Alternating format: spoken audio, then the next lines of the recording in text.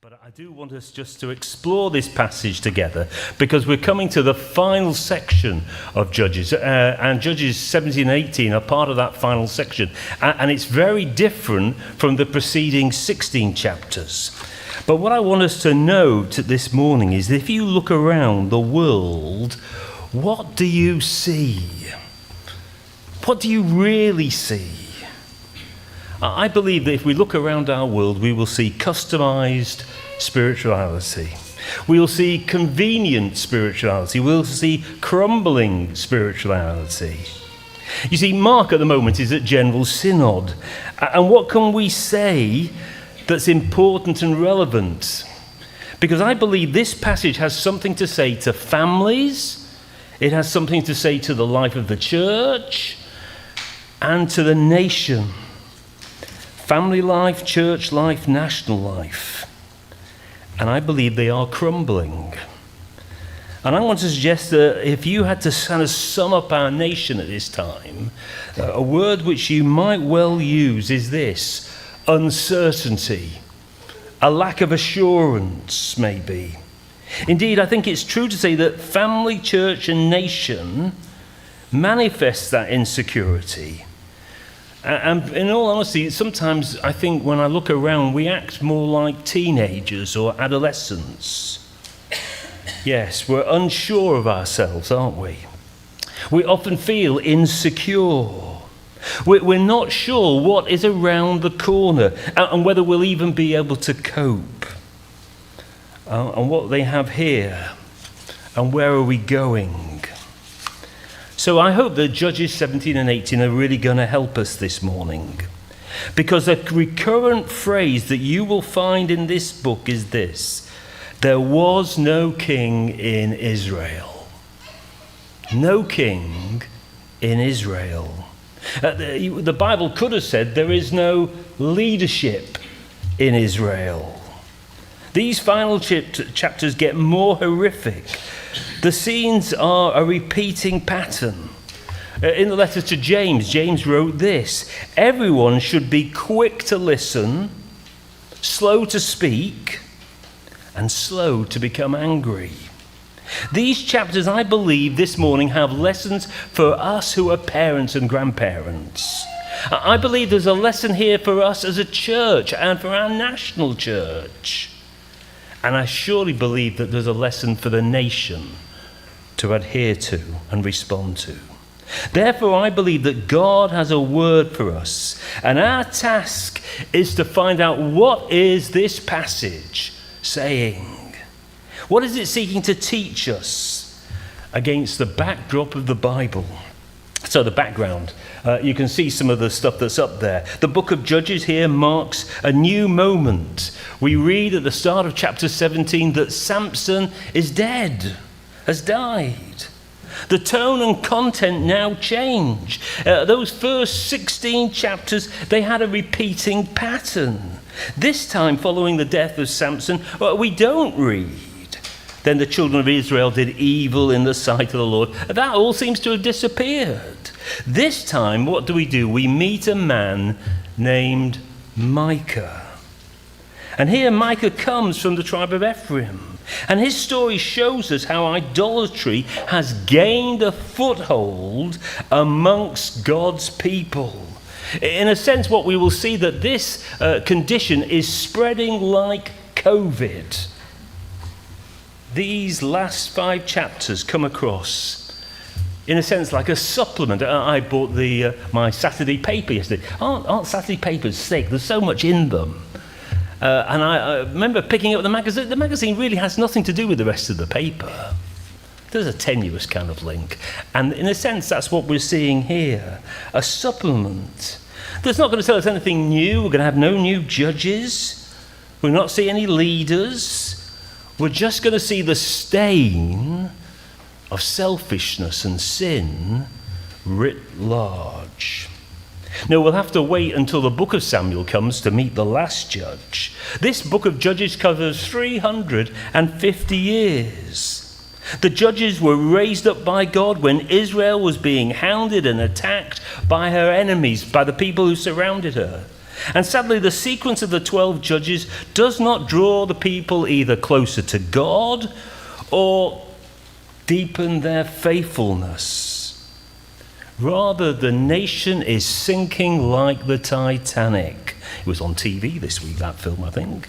And she is going down, and she's going down fast. She is holed below the waterline.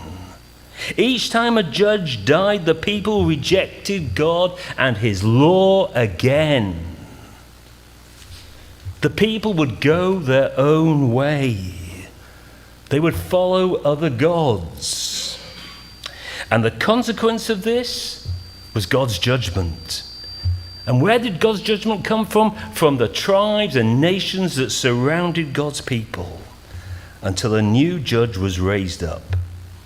But not this time.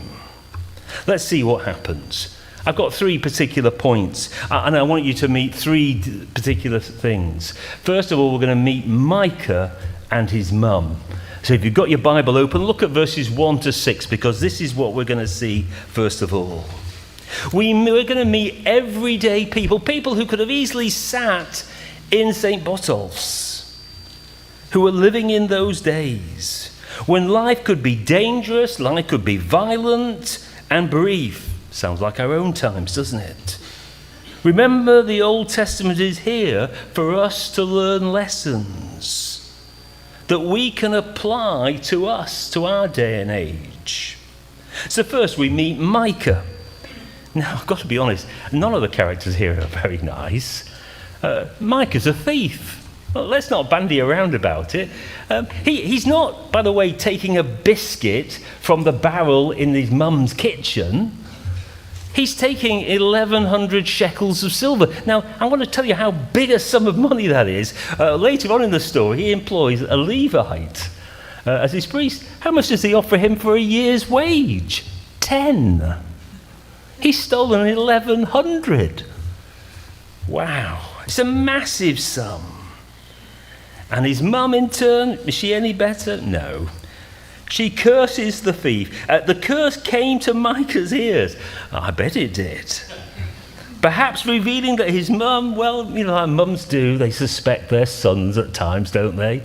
She probably knew what he was like. The family we're meeting is a mess.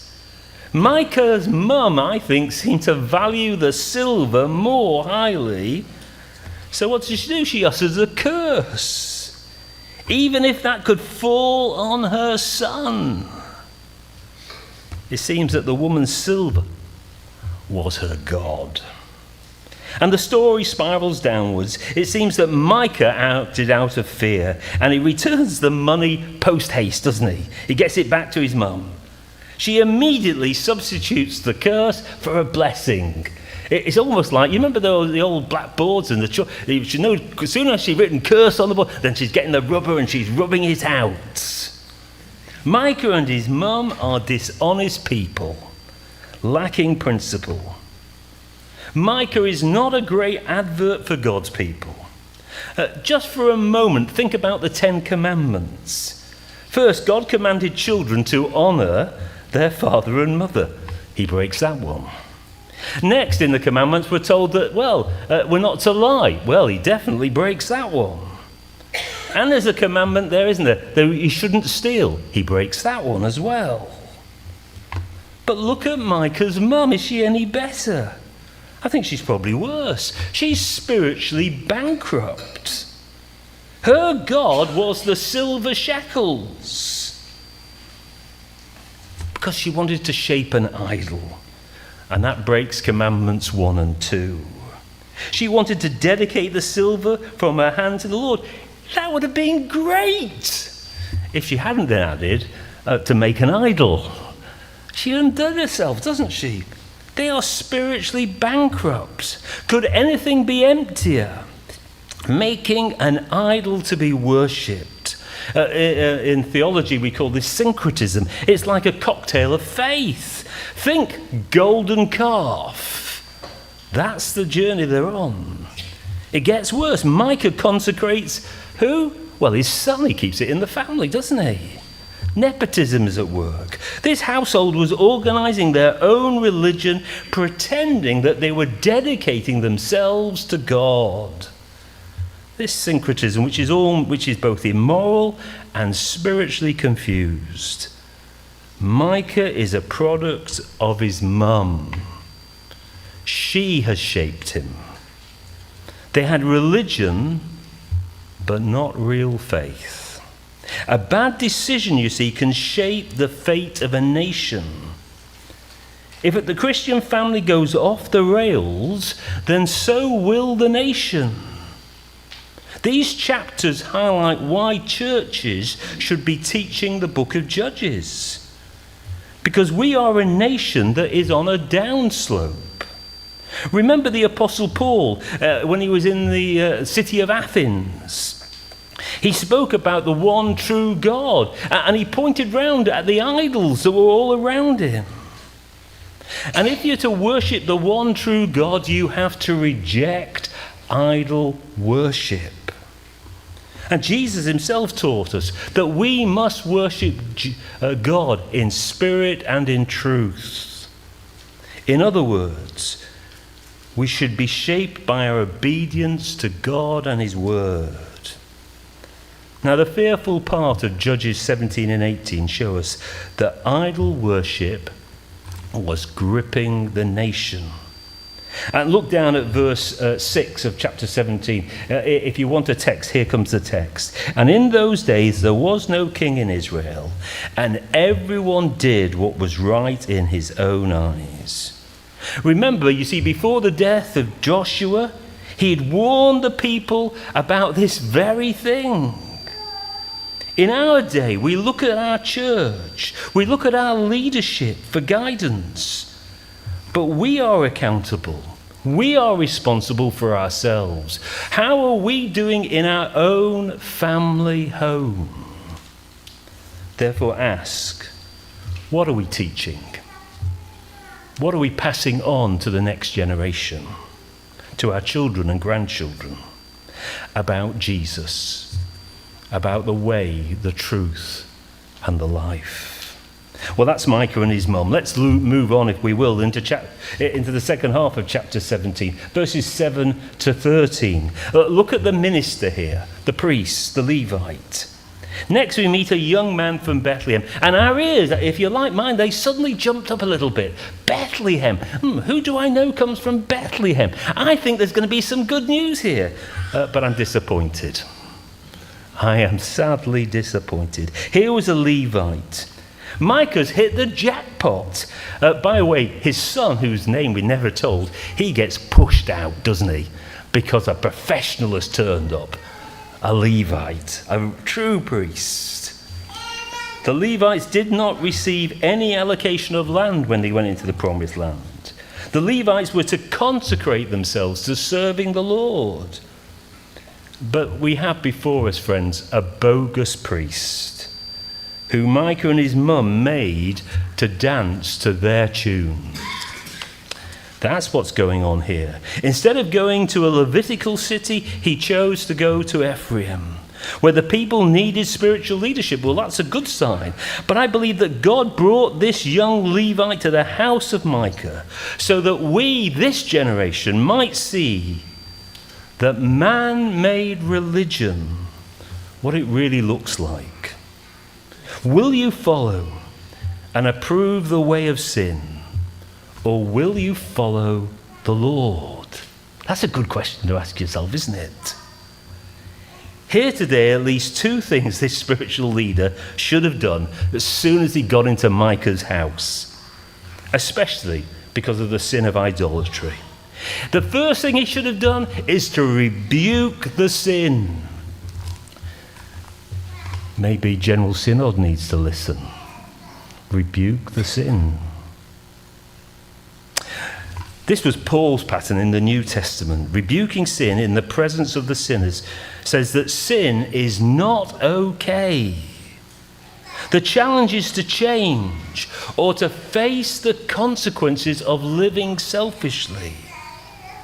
And this is what Jesus taught the apostles. He said this, take heed to yourselves. If your brother sins against you, rebuke him. Recall that the presence of sin isn't just against God, it will impact each other. And the second thing, true spiritual leaders should withdraw themselves. Again, Paul said this in 1 Timothy 6. When you are in the company of sin, evil company corrupts good habits. Look again then at 17 and verses 10 and 11. We see here a young Levite who was content to dwell in Micah's house, a house of idolatry, but also to become a priest there. And amazingly, Micah rejoices, saying this, now I know that the Lord will be good to me. I mean, he might as well have got out a rabbit's foot. That's what he thought. Well, I'm okay, aren't I? I've got a priest in the house. Everything will be fantastic. Far from it. Look what happens to our leaders who agree to the sin of sinners. They slip into darkness. A spiritual leader should be guiding people to the Lord, not away from the Lord. They are to be light and not darkness. A spiritual leader is to be a guide not only to the church but also to the nation. So do our national and local church leaders encourage faithfulness or waywardness? Well, we thought about the minister, we thought about Mum and Micah. Let's look finally at the tribe, the nation, the Danite madness. Look at chapter 18. We didn't read the whole of 18. You'll have to go away and read that at home to go for the details. But all I can tell you is it's a spiral downwards. It really is a spiral downwards in chapter 18. In Judges, God's judgments have been caused by external enemies in the earlier parts of the book. It's the enemies who have rolled up and brought God's judgment. No, this is a collapse inwardly. There's a rottenness in the tribe, in the nation.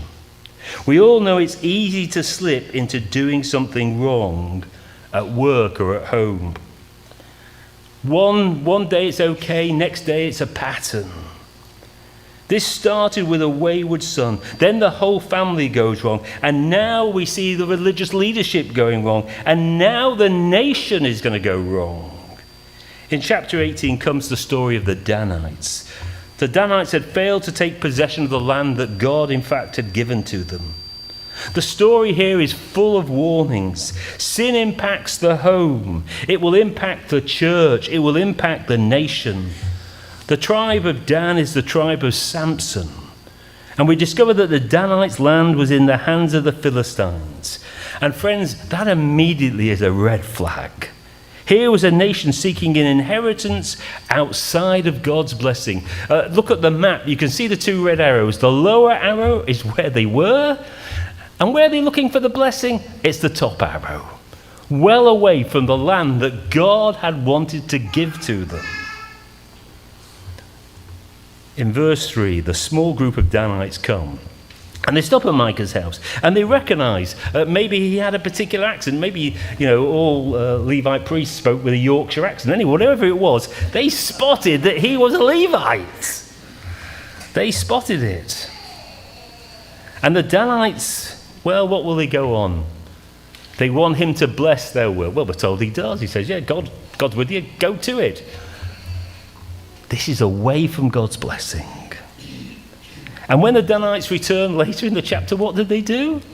Well, you can see there, they steal the shrine, they steal the idol, they steal the priest, they bully Micah and his mum.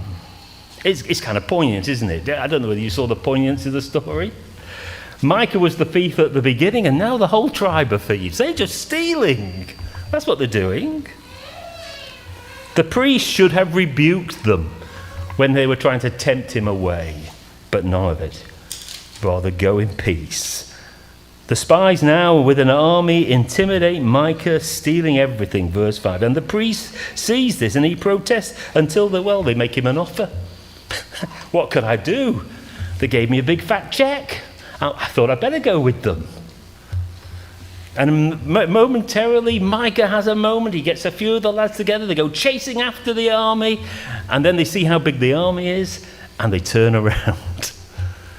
You've stolen my gods.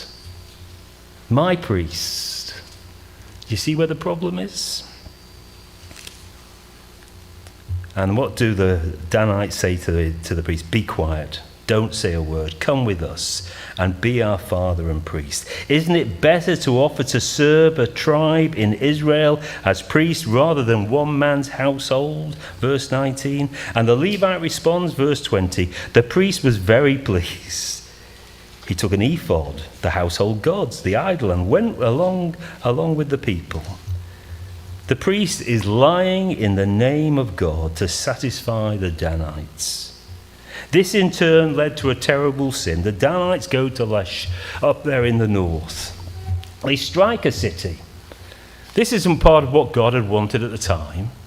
And they literally burn the city to the ground and they kill everyone because they want it. They did what was right in their own eyes. The story reaches its darkest point. The tribe of Dan sets up a carved image for themselves in their new center. And Jonathan, the son of Gershon, the son of Moses, and his sons become priests. By the way, the Levite's been given the heave-ho. He's no longer in it. Now we find that the person who's in charge is a relative of Moses. How far they've fallen. A downward spiral. What would Moses have thought? An idolatrous mess. You see, I want to say this morning, heritage was not enough. Family background was not enough. Being close to great things, religious things, was not enough. They chose not to honor the word of God, but to practice corruption. And this arrangement continued while the house of God was in Shiloh. And look how the chapter closes. Look at verses 27 to 31. The priest goes with them. They burn the city. The spiritual leadership has chosen sin rather than God's word. And so the Danites settle in Laish and rename the city Dan. The Danites plainly move away from God's blessing. The Danites are committing spiritual apostasy, forsaking the Lord. And this is how a nation falls. When it moves away from God, it cannot truly prosper. When you have spiritual leaders consenting to blaspheme and acts of apostasy, the nation is putting itself at odds with the Lord. Well, friends, we need to look in the mirror of our own land. General Synod needs to look in the mirror and see the church. We need to look in the mirror and ask the question, have we moved away? Well, let me conclude. I think there are three significant failures. They show moral and spiritual corruption. We see failure in family life, in the life of the spiritual leaders, in the life of the nation. Everyone went wrong. They had forgotten God, they had forgotten his commands. They lived according to their own values. Here's the thing. We see that everyone did what was right in his own eyes. Friends, this is a tragic story. Micah has made a personal shrine that in the end will destroy him. His mother and the church are covering up sin. And ultimately society falls apart. Sounds familiar, doesn't it? The way out. What's needed? Judges tells us it's not new laws that we need, but a new leadership. The refrain of verse 6 in chapter 17, in those days there was no king in Israel, and everyone did what was right in their own eyes. Judges says, in those days, because the book itself was probably written during the exile, when the Jews had gone into exile in Babylon. And the first Jews reading Judges knew that the bleak final chapters are not the end. They knew that God would have raised up this shepherd king, David. They knew the victory that he'd won. Yes, he wasn't perfect, but there had been some light, they thought. But we know it's not enough. There is a king coming, a greater king. And that king is not David. This king would rescue the people from doing what is right in their own eyes. He would bring them into the good and the right way with God. He would be the better priest. He would offer a better way. He would be a better king. Jesus will be the greater David. He would change everything. We proclaim his good news to our world today. The King has come and his name is Jesus. People are made right under God by the work of Jesus at the cross. He's a better priest. He offers a better way because he opens up the way back to God. He is a better king because you can put your life, your family, our nation under him. And in our time, people still attempt, however, to grab power. If only we can get the right person in power, everything will be okay. It's understandable.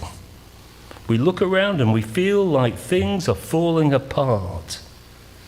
But I want to say this morning to you, there is hope. In places right across this country, in communities often too small to be noticed, people's lives are being changed. Communities are being repaired. The vulnerable are being treated with dignity. And the God of the Bible is being worshipped. Friends, we leave this place this morning with good news in our heart and good news to proclaim. As we sit, let's just bow our heads for a prayer.